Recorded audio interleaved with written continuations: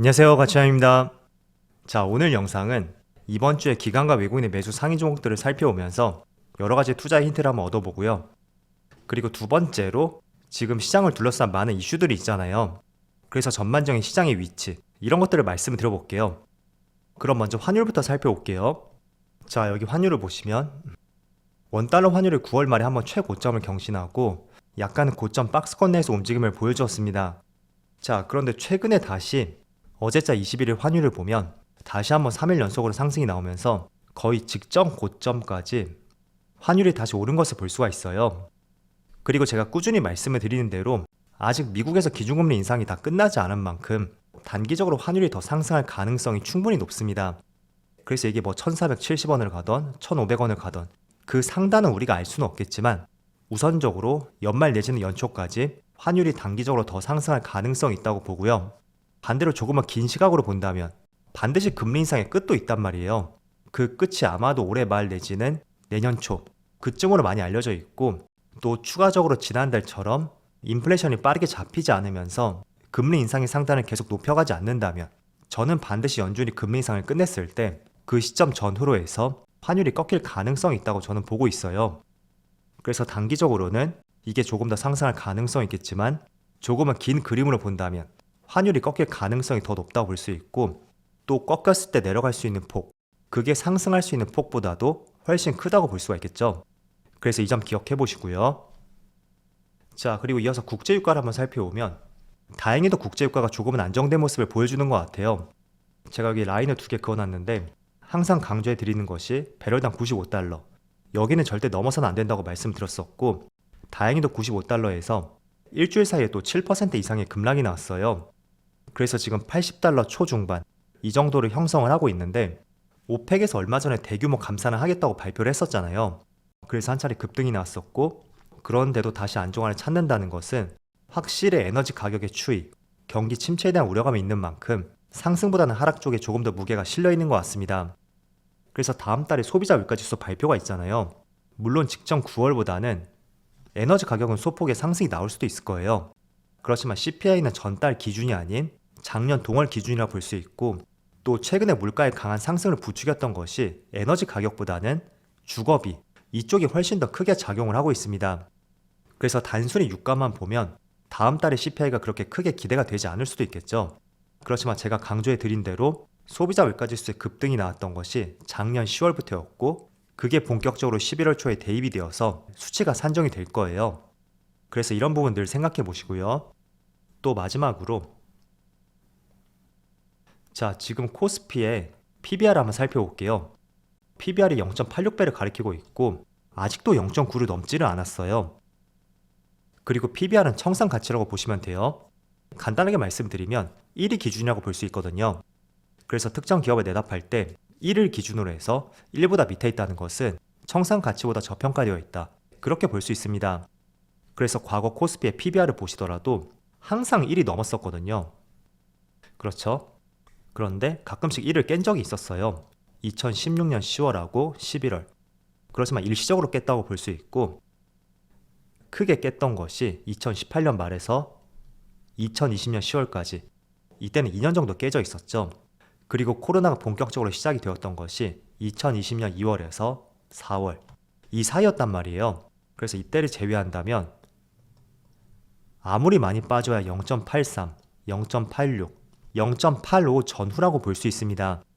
그리고 최근을 보면 10월 20일 목요일 기준으로 봤을 때 0.86을 가리키고 있더라고요.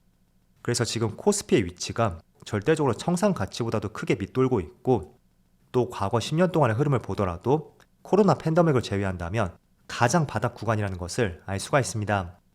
그래서 지금 시장에 대해서 많은 두려움을 느끼고 있잖아요. 그렇지만 그 두려움을 극복할 수 있는 것은 이런 데이터 기반의 지표라고 생각이 되고, 저는 때문에 지금 위치에서 오히려 시장에 대한 걱정이 지난 6월달이라든지 9월달 걱정이 보다 줄었다고 생각이 돼요. 그렇게 생각할 수 있었던 것이 앞서 말씀을 드린 대로 이런 데이터 기반의 지표들, 그런 것들을 보고 있고, 물론 여기서 더 빠질 수도 있겠죠. 그렇지만 10년 내의 평균을 보더라도 여기서 만약에 더 크게 빠진다고 하면 또 빠르게 올라올 가능성도 있고, 단기적으로는 아니더라도 최소한 1년 정도, 그 정도 시간을 거친다면 충분히 지금 가격 이상은 올라오지 않을까라는 것이 저의 생각입니다. 그래서 지금 구간에서 강조해드리는 것이 기업들의 실적을 유심히 봐야 된다고 생각이 돼요. 이렇게 PBR이 청산가치 이하로 들어섰고 10년 내에 최저치를 보여주고 있는데 이런 구간에서 생각보다 실적이 잘 나온다면 주가는 빠르게 튈 가능성이 있겠죠. 그래서 그런 부분을 이번 주에 강조해 드렸던 것이고요. 자, 그럼 이어서 이번 주에 기관과 외국인의 매수 상위 종목을 보면서 여러 가지 투자의 방향성을 한번 세워볼게요. 자, 먼저 외국인이 이번 주에 가장 많이 매수한 종목을 살펴보면 첫 번째로 SK하이닉스, 삼성전자, 삼성 SDI, 포스코케미칼, LG에너지솔루션 이런 종목들을 차례대로 매수했어요. 그리고 1000억 이상 순매수한 종목이 바로 SK하이닉스하고 삼성전자 반도체 기업들을 가장 많이 매수했습니다. 자, 여기 하이닉스의 수급을 보면 최근 한 달 동안 외국인이 6,700억 규모의 순매수가 들어왔고 10월 20일을 제외한다면 매일같이 매수세를 보여주고 있어요. 자, 이런 부분을 우리가 한번 생각해 보자고요.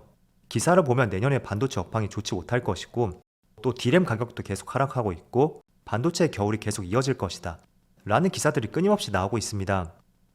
자, 그런데 외국인이 6,700억, 반올림하면 6,800억인데 이렇게 매수했다는 것은 과연 투자에 재능이 없기 때문에 지금 구간에서 매수를 하는 걸까요? 저는 그렇게 생각하진 않거든요. 테마주가 아닌 수급주에서는 철저하게 외국인의 선제적인 움직임을 항상 가져왔었고 개인들의 공포심에 의한 투매가 나올 때 그 물량을 항상 다 받아가기 마련이었거든요. 그래서 지금 어두운 업황은 다 알고 있고 이 반도체 업종을 바라보는 부정적인 시각과 전망들, 그걸 마이너스라고 볼게요. 그 음의 부분이 충분히 줄었다고 생각이 되었기 때문에 긍정적으로 볼 수 있는 부분이 없다고 하더라도 매수세가 들어오지 않았을까, 저는 그렇게 판단하고 있습니다. 그래서 어떤 특별한 호재가 있어야지 꼭 주가의 상승이 나오는 것이 아니라 부정적으로 볼 수 있는 이 음의 부분, 이게 줄어들 만큼 줄어들었을 때도 충분히 기관과 외국인의 수급이 들어올 수도 있다, 그 점을 늘 인식을 해보신다면 좋을 것 같아요. 자, 그래서 하이닉스하고 삼성전자도 마찬가지예요. 동일한 수급이죠. 그래서 동일하게 보시면 좋을 것 같고, 그리고 삼성 SDI 이 종목은 어제 역대급 순매수가 들어왔어요. 그래서 하루의 수급이 거의 한 주간에 상위 종목으로 끌어올렸다, 그렇게 볼 수 있는 것 같고, 어쨌든 어제 보여드렸던 이 재료를 보면 계속 기대감을 높일 수 있는 재료라고 저는 생각이 되거든요. 그런데 주가의 흐름을 봤을 때는 에코프로비엠보다는 삼성 SDI 쪽에서 조금 더 강한 퍼포먼스가 나왔었고 수급적인 부분도 삼성 SDI로 조금 더 강하게 들어왔던 것 같아요. 때문에 2차전지는 지금 몇 주째 외국인의 순매수 상위 종목이 포함되고 있고 이번 주도 마찬가지로 삼성 SDI, 포스코케미칼, LG에너지솔루션 계속 외국인의 순매수 상위 종목에 포함이 되어 있습니다. 그래서 지금 몇 주째 포함이 되어 있던 만큼 우리가 필히 주목할 수 있는 업종이 되어야 된다고 생각이 되고요. 그리고 이어서 포스코케미칼을 보면, 자, 포스코케미칼은 19일 날 외국인의 강한 순매수가 한 차례 들어왔어요. 목요일하고 금요일도 계속 순매수가 들어오고 있었죠. 일단 포스코케미칼의 한 가지 재료는 얼마 전에 GM의 양극재 공급을 추진하겠다, 이런 발표가 있었고 최근에는 포도에도 공급할 것이라는 이슈가 나왔습니다. 그래서 수십조 원의 규모로 예상을 하는 만큼 그런 부분이 수급하고 주가에 긍정적인 영향을 미쳤던 것 같고요. 또 마지막으로 LG에너지솔루션 이 종목은 늘 외국인하고 연기금 이쪽이 순매수 상위 종목에 포함되는 종목이었어요. 역시나 이번 주에도 포함이 되었고 이번 한 달 내에 외국인은 1,800억, 연기금은 1,880억, 굉장히 비슷한 규모로 매수를 했던 것 같습니다. 그리고 차트 흐름을 보더라도 이평선이 모두 다 정배열인 것을 볼 수가 있죠. 자, 그래서 반도체하고 2차전지는 저는 다음 주에도 외국인의 순매수 상위 종목에 포함이 될 것 같아요. 특별한 재료가 나오지 않는다면 지금과 같은 수급이 계속 이어질 것 같다고 생각이 되고요. 그럼 이어서 기관 한번 볼게요. 자, 기관도 마찬가지로 삼성 SDI하고 포스코케미칼을 가장 많이 매수했습니다. 그래서 이 두 종목을 제외를 하고 그 뒤에 바로 하나에어로스페이스 이 종목을 세 번째로 가장 많이 매수를 했어요. 일단 수급을 보면 14일부터 기관의 수급이 꾸준히 들어오고 있고 그 시점부터 해서 주가가 더 이상 빠지지 않고 21선까지 일정 부분 반등이 나왔습니다. 자, 그런데 기술적인 차트 흐름을 보면 이 21선에서 또 맞고 내려올 가능성이 충분히 있어 보여요. 그렇지만 계속 수급이 이어지고 있기 때문에 이 부분을 계속 체크를 해봐야 될 것 같고, 또 한 가지 재료를 보면 최근에 방산 관련주가 2달 동안 지지부진한 흐름이 나왔습니다. 그전에는 태조 이방원이라고 해서 폴란드 수주도 있었고 굉장히 좋은 모습이 나왔었다면, 최근 2달 동안은 그래도 썩 흐름은 좋지 않았던 것 같아요. 그런데 하나 에어로스페이스에서 추가적으로 폴란드와 첨호 발사대에 대해서 기본 계약을 체결했다는 공시가 나왔고, 그 때문에 주가도 일부분 반등이 나왔고 기관의 수급도 5거래일 연속으로 들어왔다고 볼 수 있습니다. 그래서 다시 한번 방산 관련주가 조금씩 관심을 받고 있는데, 추세를 돌릴 수 있는지 아니면 단기적인 흐름에 그칠 것인지 그런 거는 계속 수급을 봐야 될 것 같고요. 또 마지막으로 삼성바이오로직스 한번 살펴볼게요. 자, 삼성바이오로직스는 기관 중에서도 연기금의 수급이 꾸준히 들어오고 있고, 차트를 보면 이번 주에 장기 이평선을 모두 돌파하고 60일선하고 120일선 모두 돌파하고 굉장히 다음 주를 기대해 볼 수 있는 그런 위치에 있는 것 같아요. 일단은 이 종목은 어제 계약 공시가 하나 나왔어요. 글로벌 제약사와 CMO 계약을 체결했다 라는 공시가 나왔고, 계약 규모가 4천억이라고 하더라고요. 그런데 이걸 잘 보셔야 되는 것이, 어떤 기사에는 지난해 매출 대비 26%에 해당되는 규모이다 이렇게 기사를 발행을 했더라고요. 그렇지만 규모를 작년 대비로 보는 것이 아니고요, 이 계약 공시가 언제까지인지 그 기간을 보시고 그 기간만큼 나눈 뒤에 한 해 매출 비중이 얼마나 되는지 그렇게 계산을 하셔야 됩니다. 그래서 단순히 작년과 비교했을 때는 26%라고 하더라도 이게 8년간이거든요. 그래서 나누기 8을 했을 때는 연간 기준 약 3.3%, 그 정도밖에 되지 않아요.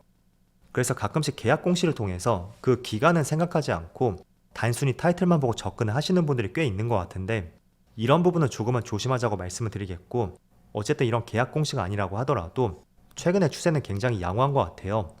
그래서 다음 주에도 기관의 매수가 들어오는지 같이 한번 살펴보신다면 좋을 것 같습니다. 자, 이번 주는 그래도 시장에 크게 변동성은 없었던 것 같아요. 다음 주에는 어떤 흐름이 나올지 모르겠지만 아무튼 좋은 흐름이 나올 수 있기를 한번 기대해 보고요. 저는 다음 주 월요일 영상에서 다시 찾아뵙도록 할게요. 감사합니다.